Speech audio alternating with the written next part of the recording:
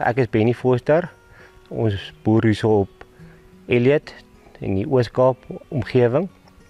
Ons kyk hier na gewasse wat geplant word van pannar en boer saam met my broer, BT Boerdery, waarvan hy die vee afdeling doen en waarby ek die saai afdeling van die boerdery toepas.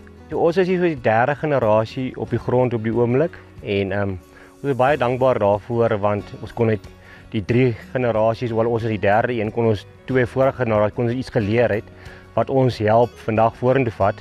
En dit is nie altyd maklik om te boer nie. Daar is maar baie dinge in die boerdery en om positief te bly elke dag. So ons sê net alle eer aan die Here vir dit wat ons hier kan doen. Mieliekultivar wat geplant word hierso by ons in hierdie waar ons boer is pan 4P928PW en saam met hom plant ons 4R528.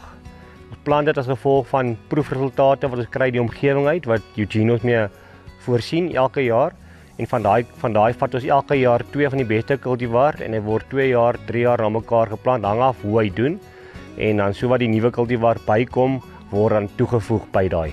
En wat ek gesien het van die 2 kultivars, hulle kan kompenseer. So as hy, kom ons sê net op 40.000 plante per hektaar staan, kan hy baie mooi kompenseer en kom ons sê 2 koppe maak, waar op 55 gaan hy miskien vir 1 groot kop maak, maar op 40 of 45 kompenseer hy met 'n tweede kop wat eintlik op die opbrengs op die einde van die dag nie regtig gaan beïnvloed nie. So dit is my een baie sterk eienskap van die 2 kultivars, al 2 van hulle saam.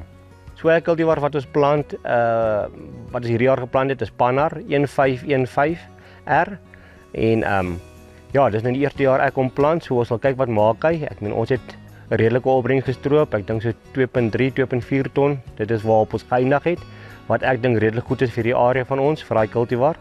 So ons is pannar mense. Ons verkies pannar saad te plant hier by ons. Ons het ons verteenwoordiging Eugene Maree wat ons verteenwoordiger is hierso. Hy help ons baie en hy kom gee vir ons leiding en raad en kom sê vir ons wat werk en wat werk nie en wat ons moet doen en wat ons nie moet doen nie. En as hy 'n probleem het, kan hy altyd teruggaan na hom toe en sê hoorie kom kyk, hier's 'n probleem en ek meen hy's altyd bereid om te kom kyk en die proses verder te vat en ons is dankbaar daarvoor.